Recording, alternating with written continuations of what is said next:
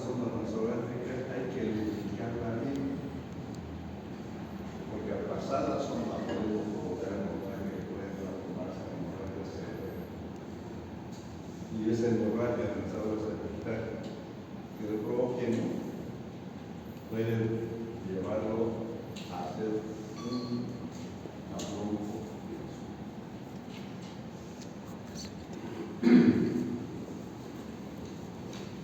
Está dijimos de que las alteraciones en la parte cardiovascular, cardiocirculatoria, cardiorrespiratoria son importantísimas.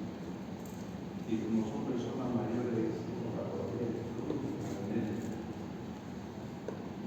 no se olvide que mucha gente fuma y cuando llegan a la edad mayor son poseedores crónicos. Tienen la famosa enfermedad pulmonar del moco.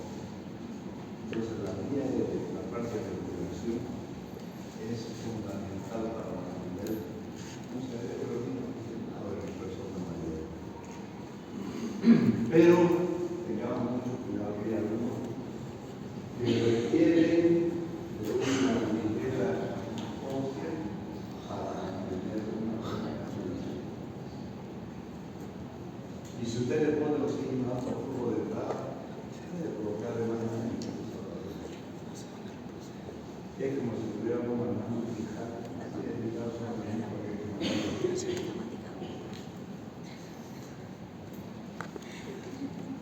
a la inversa de los niños, las personas mayores pueden presentar fracturas de costillas. En cambio, los niños no, porque la costilla es una elástica. Hay menos fracturas, pero hay más confusión. En cambio, en los ancianos hay fracturas y hay confusión. Entonces, el tratamiento de líquido es fundamental en las personas que han tenido trabajo. Y estos pacientes con fracturas de confusión pulmonar, la tasa de mortalidad es alta.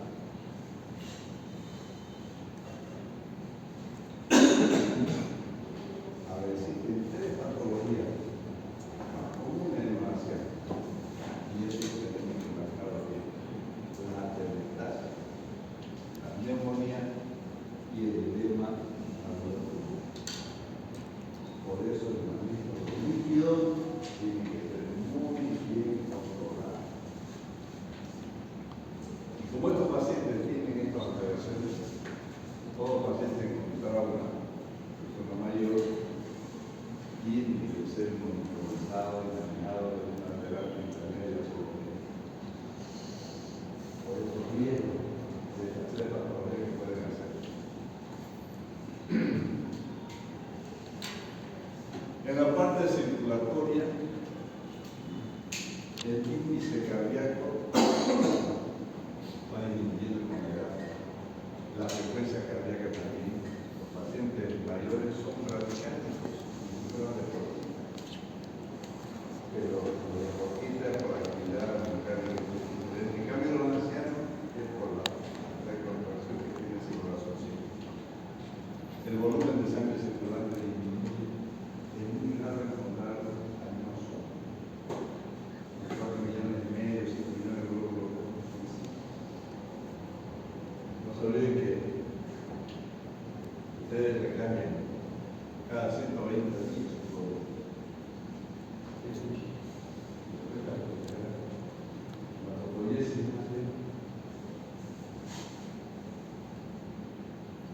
Disminuye la velocidad de conducción electrofisiológica del corazón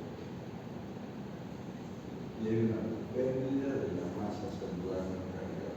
Todos los factores que se dan en fisiología refieren: capacidad neurotrófica, hipotrófica, el fenómeno de la escalera que es la asociación celular, aparece en los ancianos. Disminuye el tiempo de filtración glomerular. El flujo sanguíneo renal también disminuye. La capacidad de reabsorber sodio y potasio también. Miren ustedes que estos pacientes rápido pueden entrar a hacer una insuficiencia prerrenal.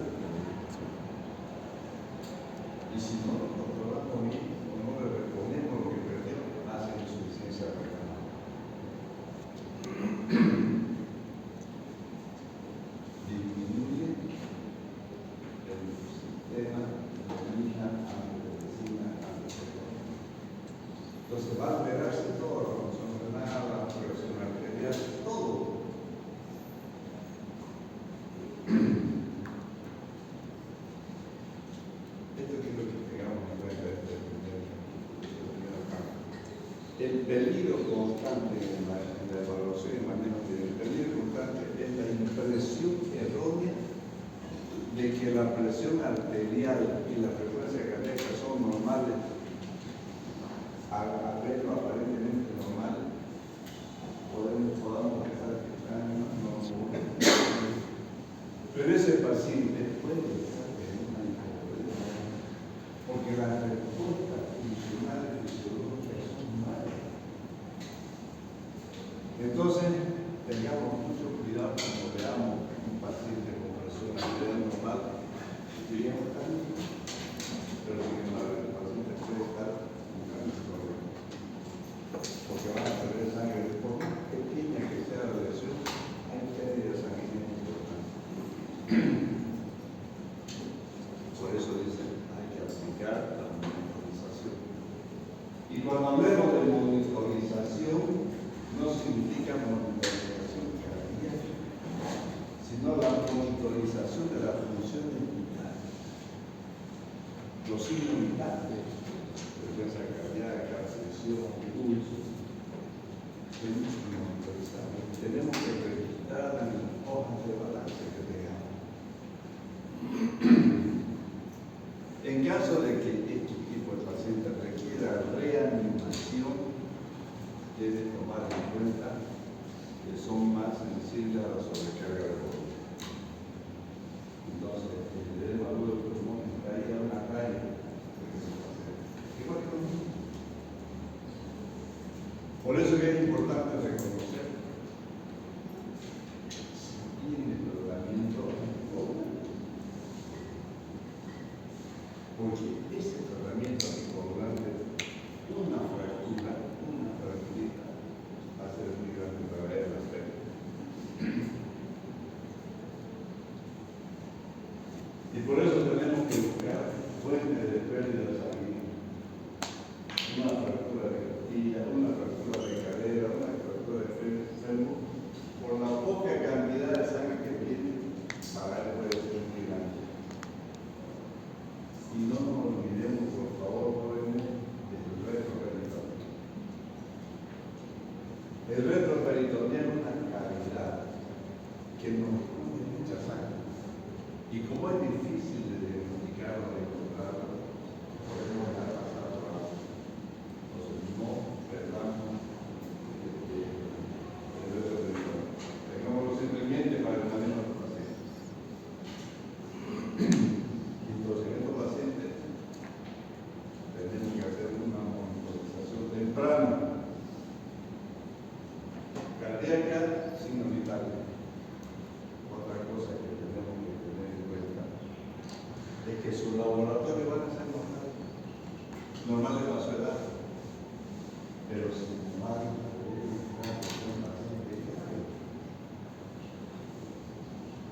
reevaluaciones periódicas más importantes.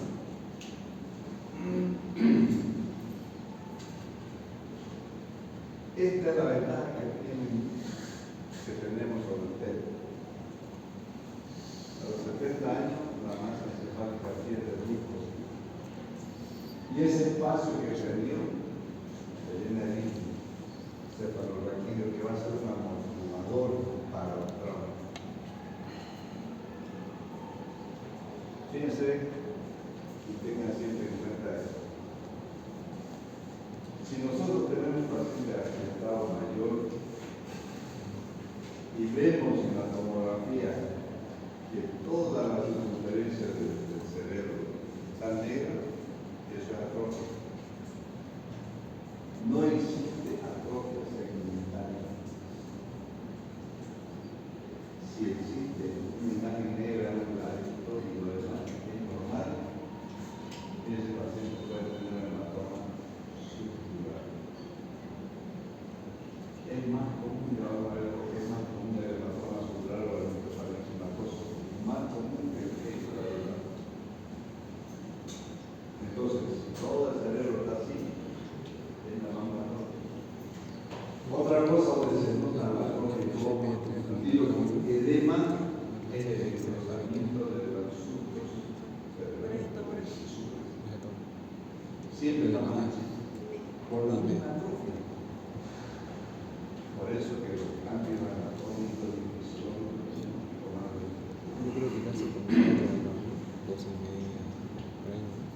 Mire, el estiramiento de los puentes venosos parasagital se hace que sea más susceptible a la fractura. Y como los hematomas suturales son de origen venoso, entonces es más común el hematoma sutural. Por eso, el estiramiento de los puentes venosos parasagital.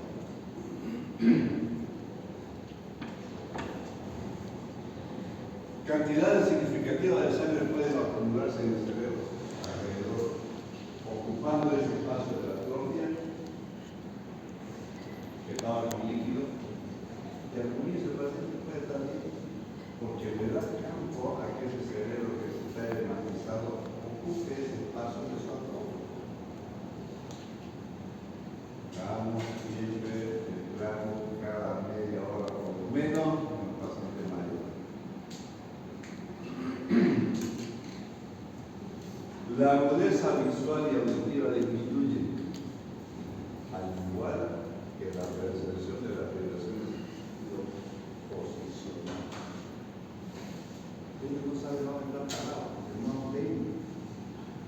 Desde el comienzo que puede estar parado a la orilla de la grada. Y cualquier susto que lo pueda percibir, que la sensación la pierde también, la percepción sensorial. Cualquier susto puede hacer caer y debe usar el muscular. Y más la atrofia muscular que tiene, la fuerza muscular ha perdido el paciente delicadísimo. Los adultos mayores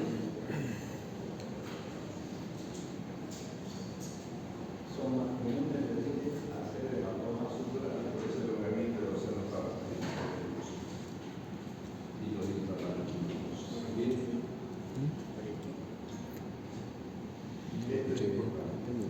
La pesquisa tendrá la utilización del problema, por eso es amplia. Por eso recordemos de amplia. Y dentro de amplia van medicamentos de uso habitual. Y dentro de esos medicamentos vamos a ver si toman pacientes que toman cobrante es más propenso a hacer hemorragia. Todo lo que le decimos,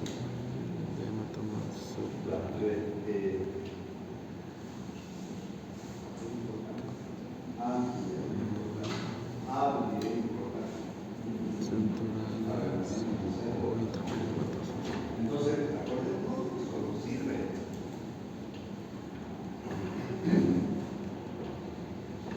Las lesiones de columna cervical son más comunes. Entonces, cualquier movimiento forzado de la columna por un golpe, por un trauma, va a producir el fractura. Pero imagenológicamente para nosotros puede ser dificultoso verlo, por los perfiles que tiene. Entonces, podemos pensar que esos perfiles son perfiles y no son perfiles, son fracturas. Por eso, ante la duda, y ante la antecedencia del trauma, la mejor forma de hacer el diagnóstico es con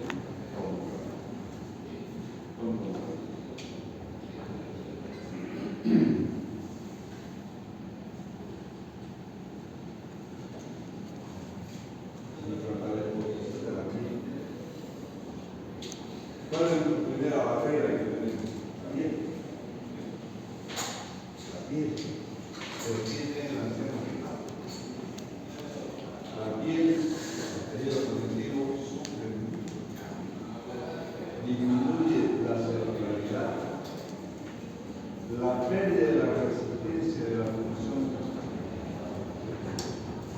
O sea que ya cualquier organismo para la pérdida, ya de la primera textura que tiene interés hoy.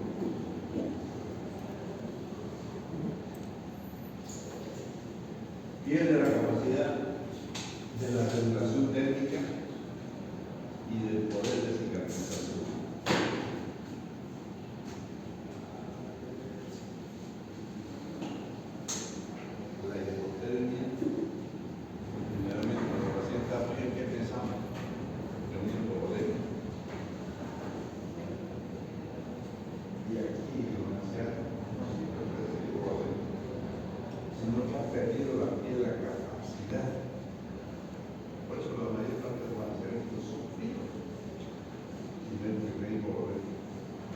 pero nos va a llevar a una gran sospecha.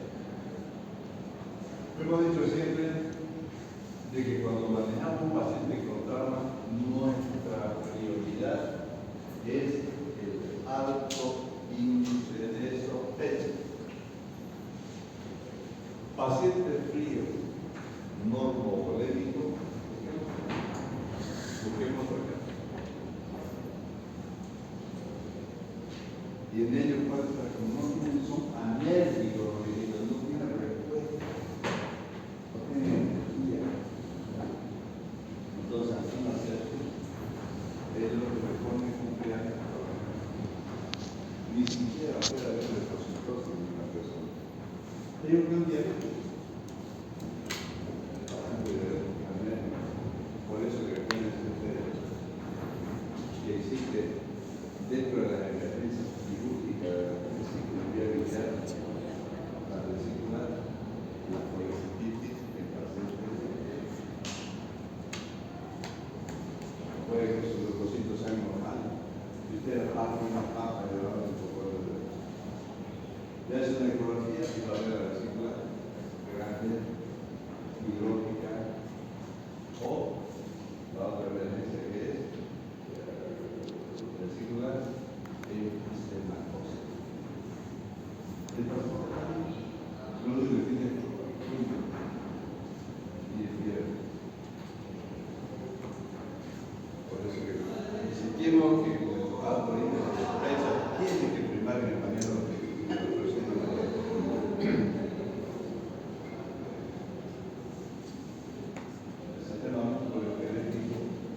A medida que pasan los años, empieza a presentarse la famosa atrofia muscular. Hay una rigidez de los ligamentos, por eso es una caída de las personas mayores, caen con la pierna doblada, se rompe el ligamento lateral externo o interno de la rodilla, por la rigidez del disco. El disco, el ligamento cruzado, se vuelve muy frágil en la persona mayor. Por eso uno dice, no, si solo se cayó de la silla. No debe ser grave. Pero el sábado vi que era grave. Todo cayeron así.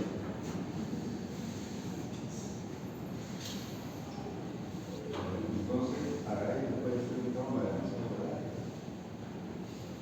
No, si solo estaba sentado, se cayó de la silla. Esa puede ser una última ambular de la vida.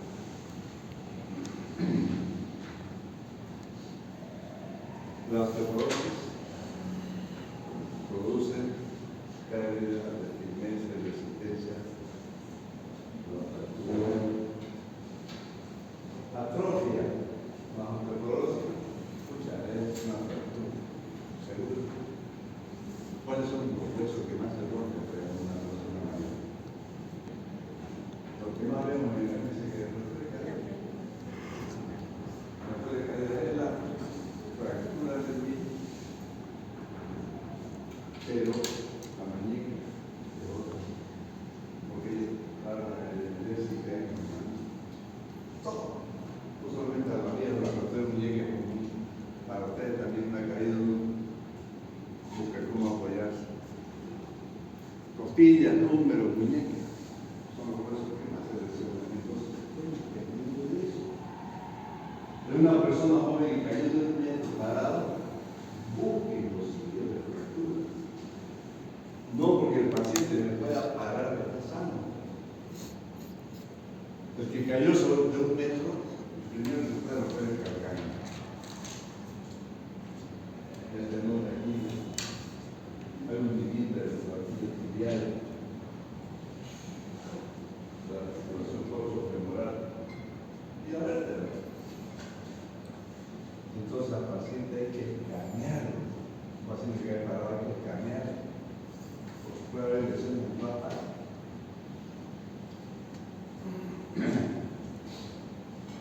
¿Y qué buscamos los médicos? Aquí, por ejemplo, tratar de hacer tratamientos ortopédicos más que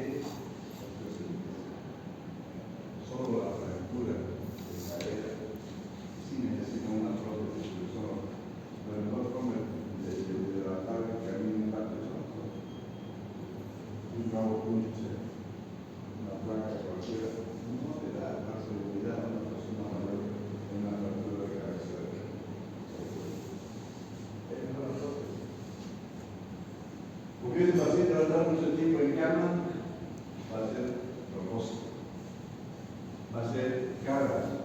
Entonces tratemos de movilizar, tratemos de que el paciente se recupere rápido, busquemos un tratamiento adecuado para él. La nutrición, hemos dicho que los medicamentos siempre son desnutridos. Entonces, la alimentación es importantísimo en el manejo y en la recuperación de los pacientes traumatizados son mayores.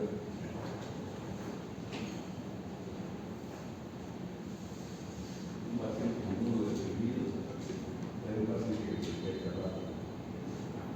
Entonces, ¿qué tenemos que hacer? Estado general, tratar de devolverle la pandemia que ese paciente requiere para una buena nutrición de su tejido. Entonces, estos pacientes desnutridos con defensa baja son propensos a hacer fallas biológicas. Por eso que los laboratorios de control hay que hacer rutinariamente todos los días. Lo que les decía, ellos se refieren, no hacen el consultor, entonces nuestro alto índice de sospecha tiene que prevalecer en eso. ¿Cuáles son los aspectos especiales en el manejo de este paciente? Medicamentos. Los medicamentos de uso habitual y los medicamentos que ustedes van a dar. Y otra cosa es que tenemos que tener, igual que los niños, la sospecha de una droga. No solamente en los pacientes, en sus casas, en la casa. Y por último, decisión al final de la vida. ¿Qué vamos a hacer? Si estoy consciente que una persona mayor, puedo decidir qué voy a hacer de mi vida. Si estoy consciente que estoy con mis facultades normales, y veo que en mi casa me trata mal, pues estoy en un vacío. Entonces son las decisiones que uno va a tomar al final de la vida. Medicamentos que afectan la reanimación. Los medicamentos de uso habitual, los volvemos a ampliar. Beta bloqueantes, antihipertensivos, AINES, anticoagulantes, corticoides, diuréticos, hipoglicemiantes y citotónicos.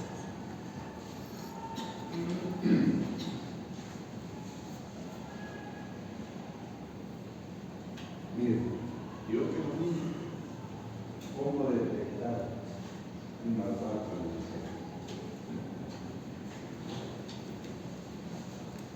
El alto índice de sospecha. Se cayó, estando sentado, sin embargo, tiene evaluación, tiene hematoma por toda. Es una sospecha. Lesiones diferentes, cortadura, quimosis, hematoma, quemadura. No puedes tener tantas cosas juntas un paciente que no se ha maltratado. Al hospital hay que saber una clínica que tenía quemadura por cigarro. Y la familia decía que se quemaba, pero él no quemaba. Entonces el trabajo social fue un papel importante en el interrogatorio.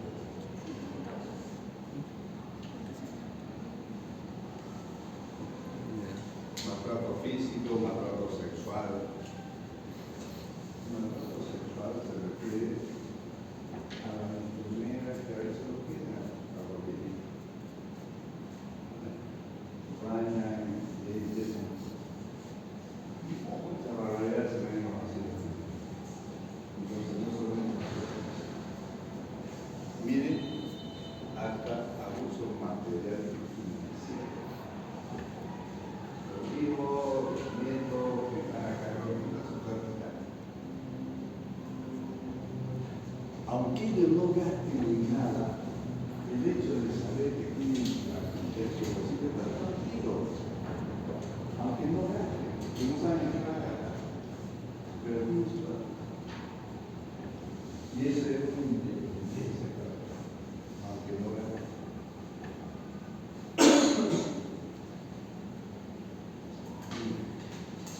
Pero acá es igual que los niños, no que dialoguen ante el presunto agresor. Porque cuando el agresor está al lado de él, el paciente se niega a hablar. Tiene miedo de que después venga la represión. Entonces hay que tener mucho cuidado en el estudio. Si sospecha el maltrato, hay que retirar el lugar. Y los peligros más grandes es no reconocer la versión improbable, el maltrato probable y sobre todo no denunciar. Somos tan culpables los que no denunciamos el maltrato que hacemos como el que produce el maltrato. Pues somos culpables.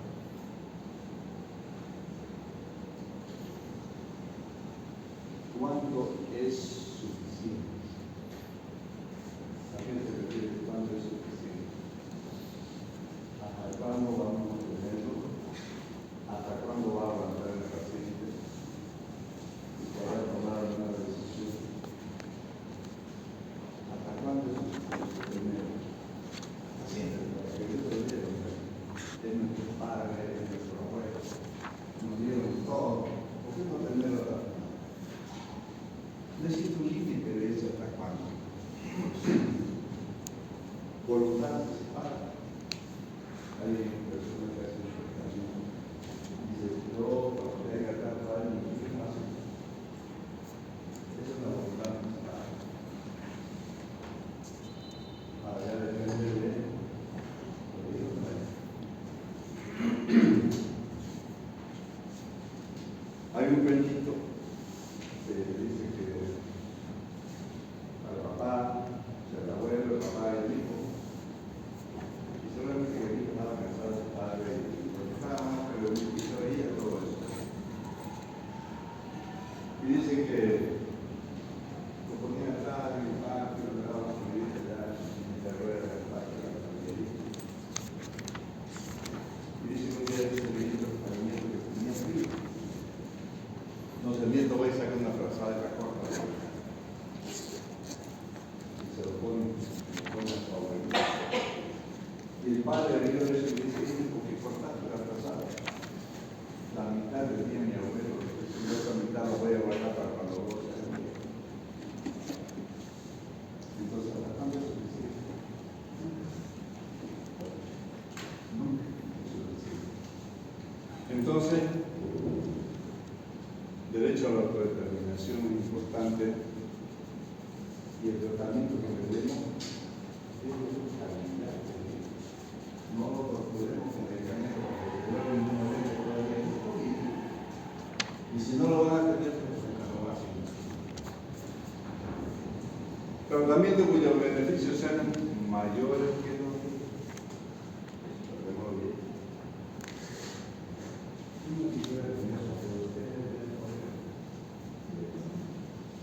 los viejitos son demasiado dulces. Como resumen, si el trauma en el paciente pediátrico aumenta, más viejo, las prioridades del tratamiento son las mismas en niños y en adultos, pero con mayor cuidado. La dosificación, la cantidad de niños, menos por el riesgo que tiene. Los cambios anatómicos y fisiológicos existen, entonces tengámoslos en cuenta. Considere la posibilidad de que el trauma esté asociado a la dolor del paciente. Casi lloraba.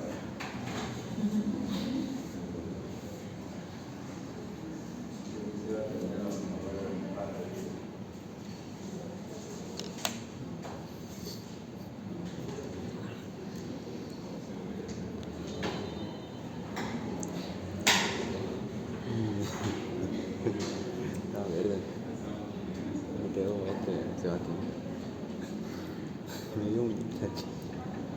Yo creo que si a mí me decían eso, me tiraba un kilo. La otra me está robando como ustedes, yo me tiraba un kilo. Pero no como el del sábado.